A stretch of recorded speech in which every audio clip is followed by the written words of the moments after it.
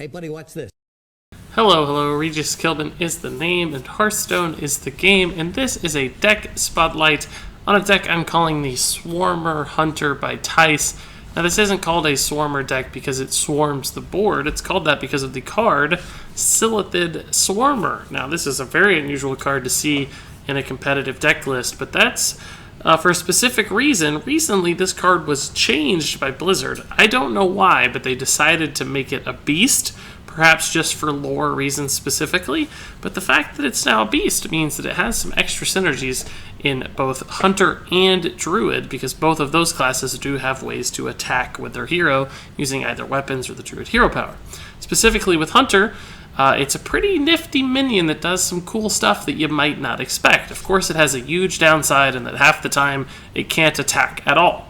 But that's good because it essentially discourages your opponent from dealing with it, right? You get a bundle of extra stats. You get a 3/5 for 3, which is better than the comparable minion, the Carrion Grub. It's got 3 attack, which is substantially better than 2 attack, particularly with classes like Shaman, where you need to trade into Wolves or the Tunnel Trogs.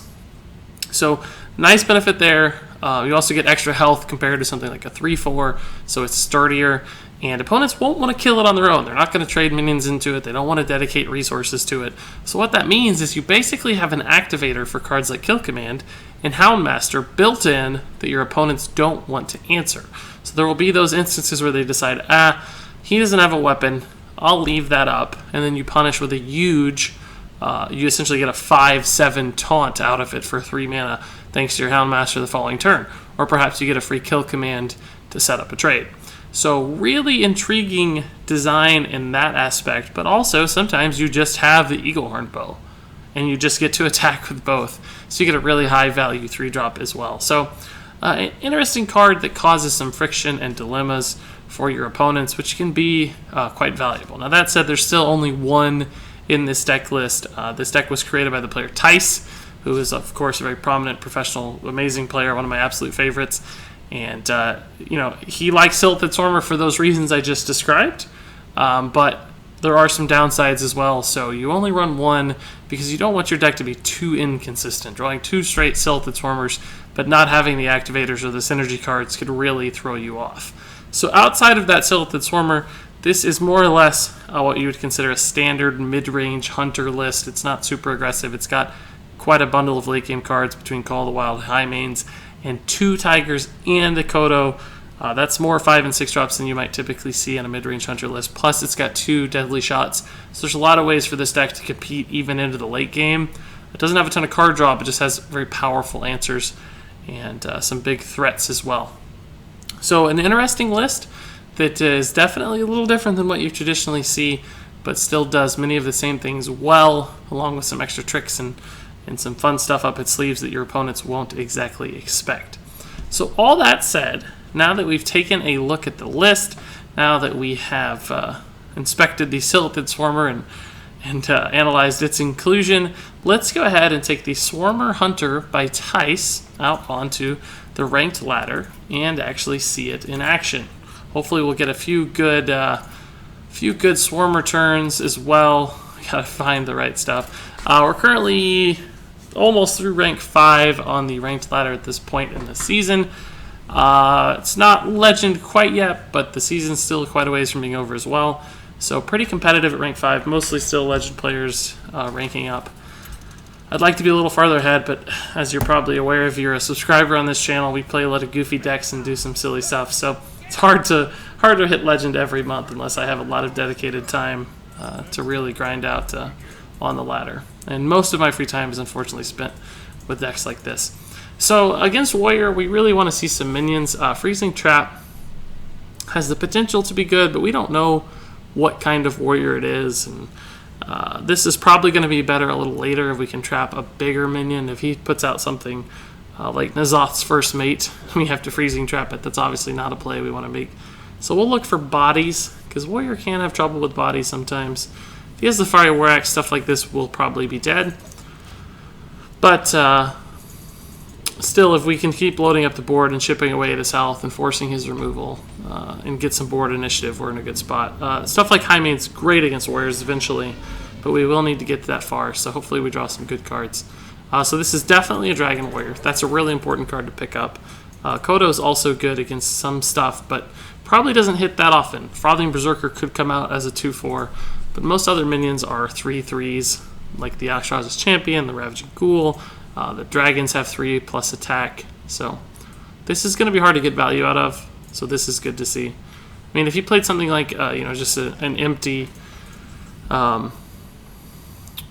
Frothing Berserker, we could just absolutely make a huge play with this, but that's going to be challenging. The Silithid Swarmer here is not good yet, right? We don't have any of those synergy cards we're talking about. I'm going to go ahead and kill this. But we don't necessarily have to. We could have also deadly shotted it, but I want to use this against like a bigger minion or a taunt, because we can probably keep up with the board to some extent. But I'm just going to go ahead and kill this. I want to keep the board in check, even though this probably doesn't contest much on the board. He's going to have trouble with turn 3. It's because Ravaging Ghoul's not good, weapon's not good. He might just armor up. Ugh, one more turn. Gosh. Well, we can actually kill that now. Could just deadly shot it too. Or 1 mana off for making just a dream play. Because this will never get good again. Just never. Could also just play this, right? And that opens us up to some shenanigans, definitely. But we're at full health. Like, how bad could this be? Famous last words, right? I think I still have to save this. If I Eagle Hornet, I can attack it with my face, second or first, dependingly. Probably I'd rather take the extra damage on my face. I guess I'll just remove that and activate this. Oh, well, the way the ordering on this works, you have to do it this way, so it's a little unfortunate. But 2 versus 3 health against Warrior doesn't really matter because Fire Wax kills it either way. So next turn, unless he just plays another Naked Frothing Berserker, we'll probably Stranglethorn. Something with 2 or less attack.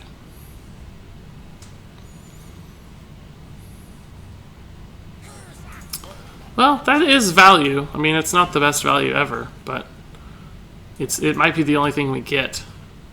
If you Hero Power Seer, we're in a good spot. Yeah, he's behind quite a bit. Actually, Blood Taker is pretty good.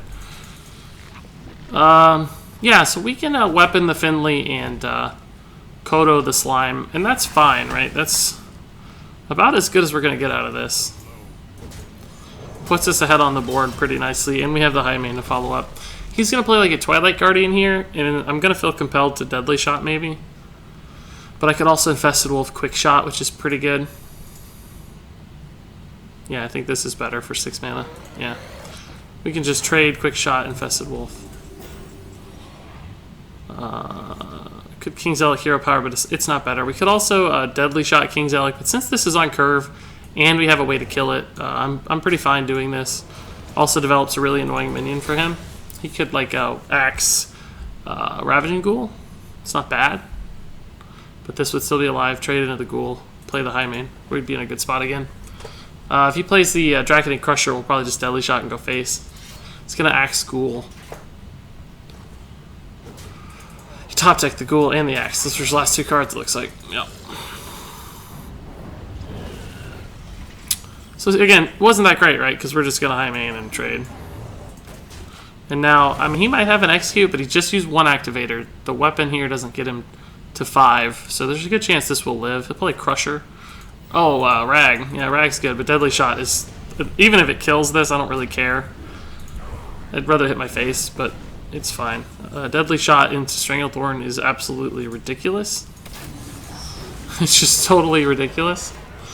And now we've got 11 damage plus 5. We've got 7 in hand plus 11. We have 18 damage. He can go to 20 health. If he plays 2 minions, I think we'll have lethal. Assuming he doesn't clear anything. Now, as long as he doesn't Hero Power, we'll have lethal, I think. This is 6/8. He may be like Blood Taker, Execute, or something, keep him alive, but it's very close to over.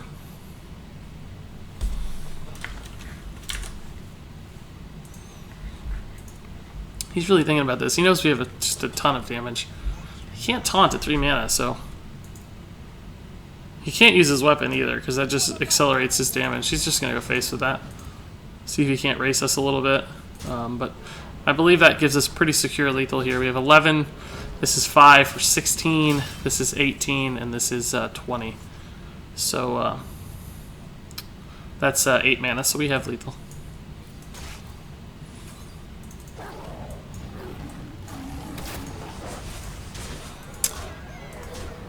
That Hound can't go because we were 1 over. Pretty easy. Well, I shouldn't say easy. It was a great game, don't get me wrong, but pretty good game. Dragon Warrior's maybe the top ladder deck right now. Maybe not the strongest tournament deck, but on the ladder it's just so consistent and scary. And we were able to play it pretty well. He had a couple awkward turns, though. And that Stampeding Kodo was a big swing for us. Didn't love using the weapon against Finley, but it worked out. Shaman will be an all-new challenge. Particularly Flame Wreath Faceless if we don't draw well. These are good, but they're not that good against Tunnel Trogs, unfortunately. We could keep this since we have the coin, but I don't know. I'd rather get a good 2-drop, right, and a good 3-drop instead of hoping for the 4. So this is actually just way better. If he Tunnel Trogs, we'll play this. If he doesn't do anything, we'll play these. This is definitely better against that as well, so we'll coin here. And we can 2-drop, we can do whatever fits better based on his reactions. We should win this joust. Oh, just barely. So he's pretty aggro with Argent Squire and Flame Juggler. So we'll just need to stabilize soon. This is probably not going to be good for a while. But we have plays 2 to 3 or 2 to 3. That's actually a pretty weak play from him. Like, he's going to be in the exact same spot again next turn. We should win this again. It should be like a high man or something. I am making some calls today. I love it. So that's going to be scary for him, but he'll hold a Hex now for sure if he has it, because he knows. But I don't think he's running Hex. I think this is a more aggro list. That's a little annoying, but honestly not that bad. This is still bad, but we'll play the Animal Companion. It's pretty hard to get punished here because the Squire doesn't trade. Abusive Sergeant or something can obviously do work, but we have good follow-ups. Flame Wreath Faceless isn't even bad. We would actually double trade into Deadly Shot. Feral Wolves is not bad either, really. But how do I want to handle this? I don't want a Deadly Shot because it could hit this. That'd be a waste. Could kill command to save the Huffer. Could just play minions and trade. I think that's probably the play. Just play these guys and trade. It's only going to be good because it activates the kill commands. He's going to have how much mana next turn?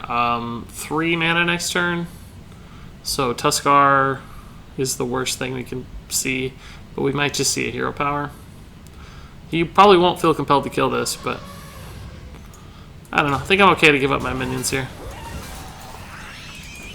We're getting closer to high main, so he'll trade here. This might... I hope it trades even to set up a Deadly Shot on something eventually. I don't want this lingering. Next turn might be bad. I have some options. That's really slow. I hope I get a weapon. Oh, nice. Perfect. He played it correctly to play this first to absorb the hit. The weapon would be ideal. We don't get the weapon. Can I kill command that? Do I have to kill command that? Do I want to kill command that? I think the answer is no. But I'm surprised he's running it. I thought he was going to be a little more aggro. But he's definitely more mid-range if he's running a Mana-Tide Totem. So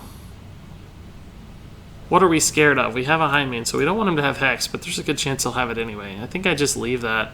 But then I don't really have anything to play, right? So I'm going to do this no matter what. The question is do I hero power? Do I kill command? Or do I kill command face? Next turn's the high main, so this still won't trade here. I can actually kill this with a kill command regardless of the beast, so I think I'm just going to hero power. Save this for burst damage. Between the high main and the Call to Wild, we might just be able to kill him eventually. This is 10 damage, this is 5, it's 15. Weave in a couple hero powers now and then. If he Flame Wreaths, we're going to be in a pretty good spot, because we can trade kill command deadly. Is that worth... Is that Primal Fusion? Wow! Cool. I dig it. That was kind of irrelevant. The weapon would still be a good draw. I don't get it, though. Shoot. So I think I'll kill command that and just hero power. The high mains may never get played. Well, I'll try to play it next turn, but 2 Call the Wilds in a row is going to be insane. He's drawn a lot of cards, though, so who knows what's going to happen here. This could get out of hand pretty quickly. I don't want to be answering his board like that. I want to save these for reach, but that's a card that I have to get through for taunts anyway, like to get this stuff through, so it was more or less the same as hitting his face because it sets up an eventual Call of the Wild. That's kind of not that exciting for him. I wonder if he's ever going to bother with killing this. He's probably thinking about it, right? He doesn't have a way yet. He might Rock Biter here or something, Rock Biter face. This is probably bugging him, but man, that was a turn. Jeez Louise, how did these get so cheap already?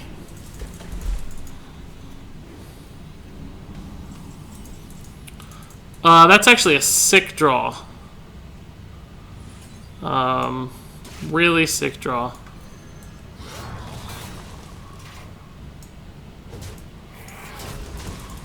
So now he has to deal with this, right? We were able to answer his board pretty efficiently, and we have Call the Wild next turn, so he'll want to trade here. It's a good trade. Oh, never mind. He'll trade here.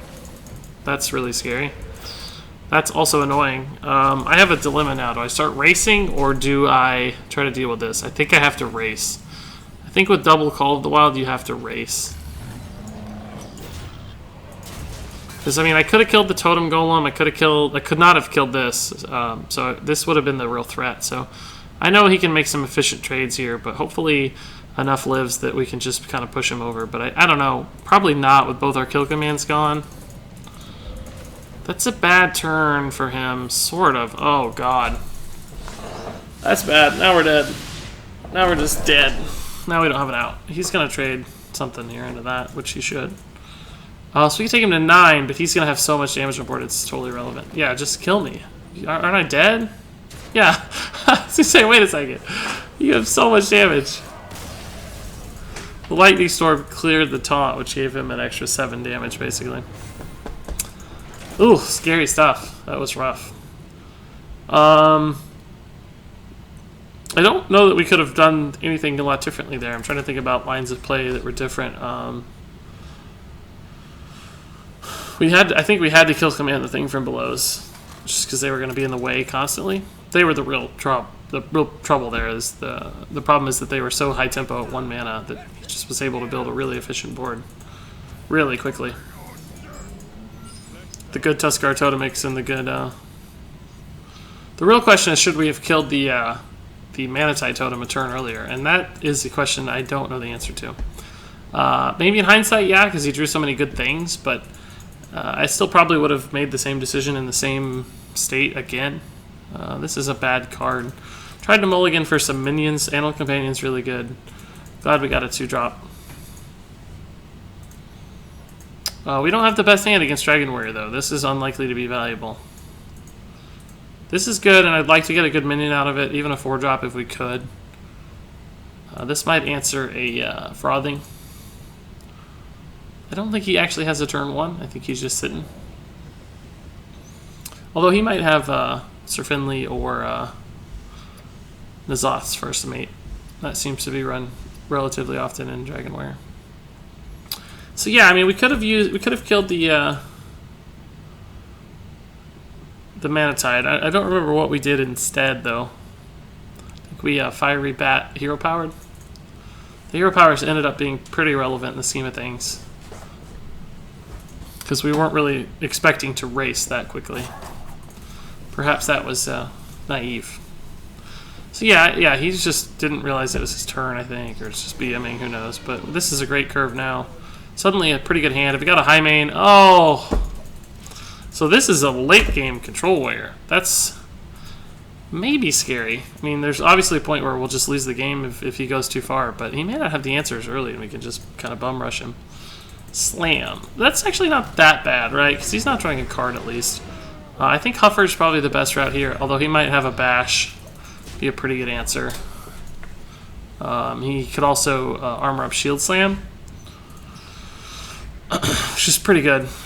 But we got some damage out of it. If he uses the Fire War Axe, it's even better, right? Because then he's taking 8 from the Huffer and using a charge. But I think he would have Fire War Axe last time, so unless it's this card over here, I don't think he has it. Second Slam. Okay. Well, what about this? Can you deal with this guy? Jeez. Oh, gosh. Bloodhoof Brave. Bloodhoof Brave. Bloodhoof Brave. Bloodhoof Brave. Bloodhoof Brave. Say it with me, folks. Bloodhoof Brave. Play the Bloodhoof Brave. Do it. Play the Bloodhoof. It's on curve. You know you want to play it. It's so good against this. Play the Bloodhoof Brave. Go ahead. Please. I don't know if he runs Bloodhoof Braves. There's no real guarantee, but he might, right? It's could be a Cthulhu Warrior still. We don't really know. But if it's like more standard control with like a Lee Starseeker or something, could run the Bloodhoof. So no Bloodhoof, unfortunately. But this is going to get value against a Cthulhu Warrior. There's some 2-drops. Even the 2-1s are decent, you know. So I'll just play the stealthy guy and go face. I want to end this game relatively soon. I could have deadly shotted that, but I didn't have anything else to do. Would have just hero powered. I'd rather develop the minion. If he wants to trade this way, it's not that bad. It's kind of a sideways move. Ravaging Ghoul, not even good with it because it damages this and I can unleash. So, whether I unleash Kill Command or not is the real question. I think I have to maybe save this for damage. Could just let that live. Send one Wool Hound to face.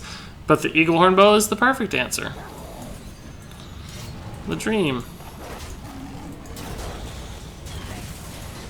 So this will eat an Execute if he has it, but unfortunately for me, my hand's not very good.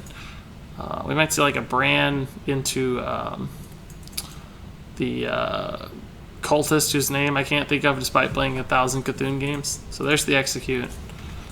That's a good Execute. He's not going to get a better target. Unfortunately, that does not have to attack. It's almost worth deadly shotting, but I think I'd rather just develop the high main. The unfortunate thing is he's going to trade into this Hound. So I could kill it right now, but then I don't have anything else to do. I think I just have to develop the high main. We could still Kill Command this next turn, right? So, and even play this. So it's better to do it this way. He'll play Twin Emperors, probably. Oh, Thorson. That's actually not so bad. I can kind of... And I probably want to kill that, but I don't know that I have to. I could just Kill Command Deadly Shot, I guess. That's a pretty good Deadly Shot. I could send 9 to face.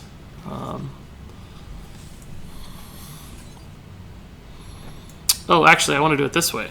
I want to do it this way, because this won't activate a Cthulhu chunk. It will not take damage now. It will just be dead. It accomplishes the exact same goal, right? So it's a pretty important distinction. His Cthulhu now has 1 less attack. Currently has 9. So he can't actually play Twin Imps or the armor guys. And that's insane, because we have 11 damage plus 2. So we have 13 damage, and if he armors up, he's at 13. So he's very close to dead. It's going to execute this again. This is actually going to give this some value, and it's on curve with this. Oh, so he did have the coin and discount to get this out. That's really good. It's actually really, really good. I can actually Houndmaster to keep this alive and Kodo that, which is actually really sick.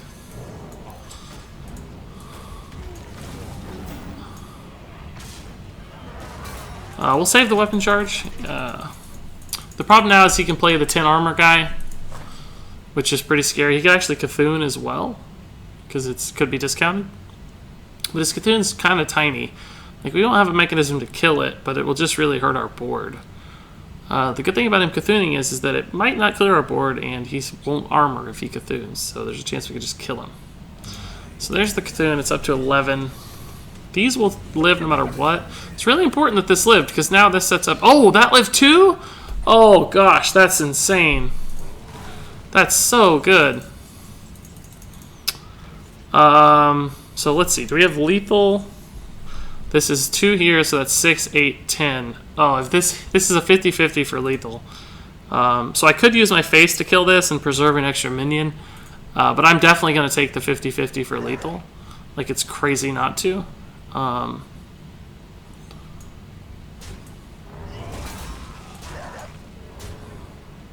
Let's actually see what we get here first, just in case it's relevant. I don't think it could be, but no, not relevant. All right, boys. Legitimately, if this misses, we might lose the game still. There's ways that he can win, so. Wow. I am literally never lucky. I just have the worst luck. It's just a 50-50. So now he can, like, armor up or brawl. Yeah, see, like, now the game might be out of reach without a Call of the Wild. He'll want to go face, but he needs to trade. He may still not be able to deal with this stuff, but... Oh, God, that's 10. He can trade into 1. So we'll have 9 damage. No, if you do that, you're dead. You have to kill a minion. Do the math, bro. I wish you'd hit my face. Yeah, hit my face. Hit my face. He killed the right one. Just needed to kill the high damage thing.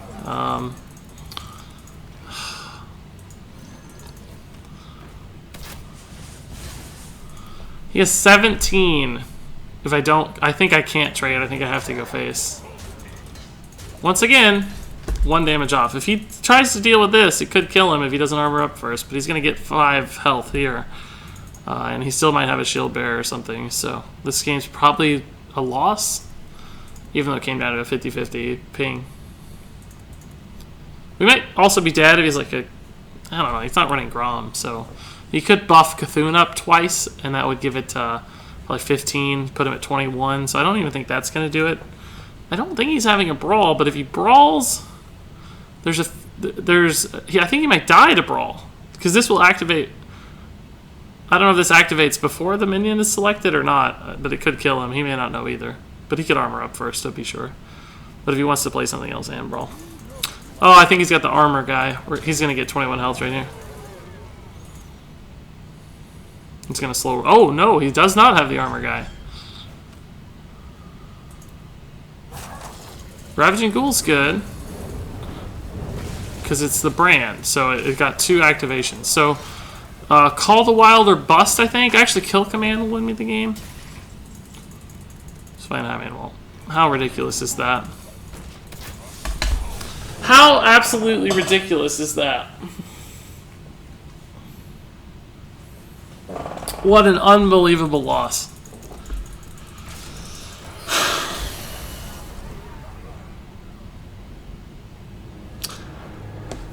It was a 50-50 to win the game. Just 50-50 to win the game. Wasn't even a Ragnaros. It was a Flame Juggler. A 50-50 Flame Juggler to win the game. And I don't think I can keep playing after witnessing that. I just don't think I can do it. In fact, I don't even want this card anymore. It's done. It's gone. It's not a part of my collection anymore. That's it. Flame Juggler, you've done me wrong. You don't deserve to live. You're dead. So that'll do it for me and the Swarmer Hunter by Thijs. It looks like we only won 1 game, I guess, but actually we won 2 games. The Flame Juggler was just... oh, he's gone. Look, he's missing. Where did you go? The Flame Juggler was a traitor. Hit the wrong target, so cost us a loss. But still, clearly a pretty cool deck. We got to see the Silithid Swarmer in action. It didn't really trick any opponents into killing it, but still actually managed to get some pretty big value with the weapon. The weapons, there are 2 weapons, so it's pretty consistent as well. Just a shame we didn't get to win more games, because it's actually a pretty powerful deck, and I've been playing this a fair bit off the ladder, and have won a number of games and gained some stars. So highly recommended if you're looking for a unique spin on Hunter and you want to surprise some people. With the Silithid Swarmer, give the Swarmer Hunter by Thijs a go. Pretty cool deck. That's it for me. Thanks so much for watching, and until next time, game on.